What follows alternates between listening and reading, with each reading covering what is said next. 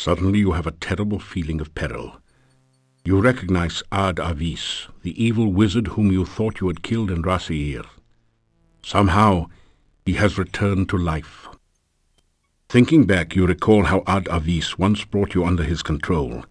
You realize that you must avoid looking into his eyes at all costs. How nice of you to come. I'm afraid I accidentally signed the wrong name to your note. It's been ages since we last met. Come here and let me look at you.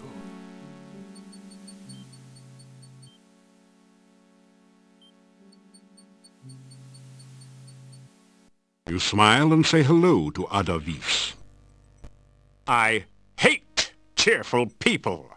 I eliminated them in Razier, and I shall do the same here. You tell Avis that you've killed him once and you'll just have to kill him again. Good luck, monkey boy. You see, I'm already dead. Your feeble attacks mean nothing to me in my present form.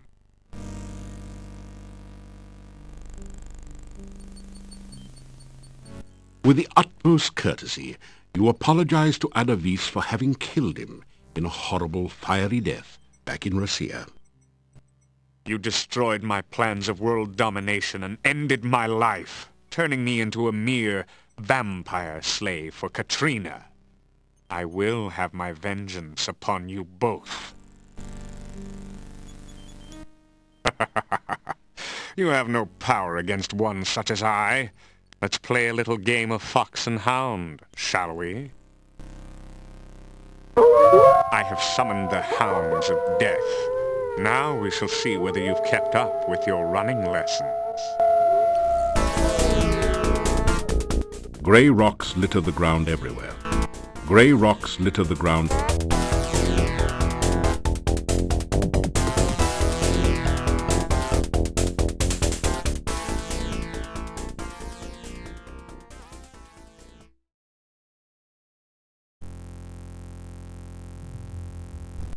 You fool! Did you really believe you could get away from me? I have you now, and you will pay for my death. It is you that caused me to become a vampire. If you had not killed me, I would never be forced to serve the Dark Master again. You probably blame me for all the problems around here, don't you? You understand nothing. The Dark Master is the cause of all the woe that is here. The Dark Master brought you here against my better judgment. The Dark Master made me what I am now, a Nosferatu, and seeks to do the same to you. But I shall spare you that fate. I will mercifully end your miserable existence. Then the Dark Master and I will call forth eternal darkness, and we will no longer be limited to travel at night. Together, my master and I will create an army of undead, and we will conquer the world. Pity you won't be there to witness this. You cannot stop us now. You will never find your way out of this dungeon, and only a stake through the heart or more magic than you will ever have can stop us. You will die, knowing that you were destroyed by the Dark Master. Ah, the sun now rises, and I must go to my rest. You too shall rest. I will not allow you the chance to escape your fate, or to use that stake and hammer I torment you with here. Weapons of my destruction so close at hand, and yet so far. Sleep now, great hero. Tomorrow, you die.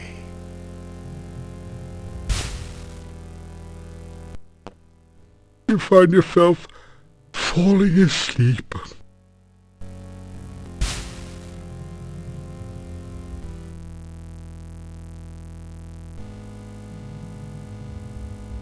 You wake up from what you thought was a nightmare, only to discover that it's only too real.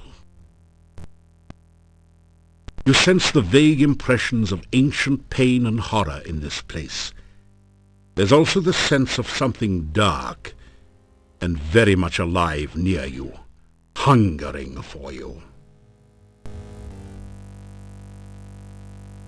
You find yourself chained to the platform by your feet. With some effort, you break the rusty chains.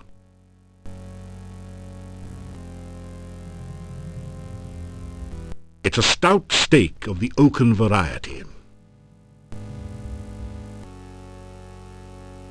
You take the wooden stake and stake its claim in your pack. There is something large under the water that is either lonely or hungry. You don't want to find out which. It's an Iron Maiden, a popular torture and murder device. The inside bristles with sharp iron spikes. Unlike most things here, it is shiny and has no rust forming upon it.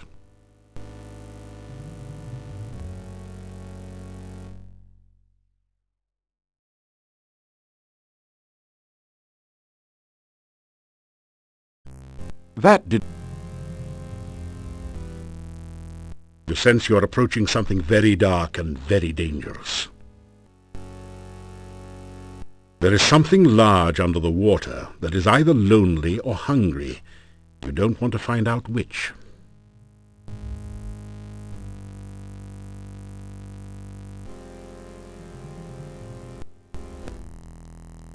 You hear the sound of voices on the other side of the door. It's barred on the other side, but you can see and hear the two guards through a peephole in the door. What's going on in there? The master didn't say nothing about guarding no prisoner. It's the Avis guy's orders. So what? He gives us something to do. I don't likes it. I think Avis guy's trying to pull a fast one on the master. She's not gonna like this. You wants to go down there and tell her? No way. Then shut up!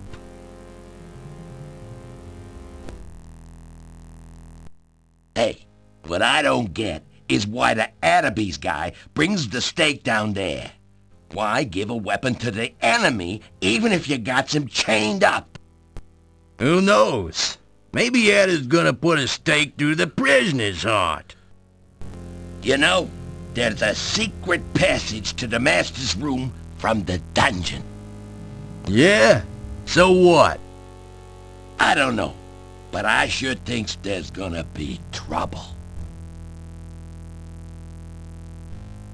You hear only heavy breathing out there now.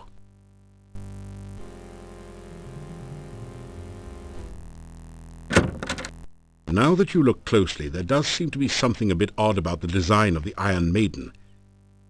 You take a deep breath and step inside.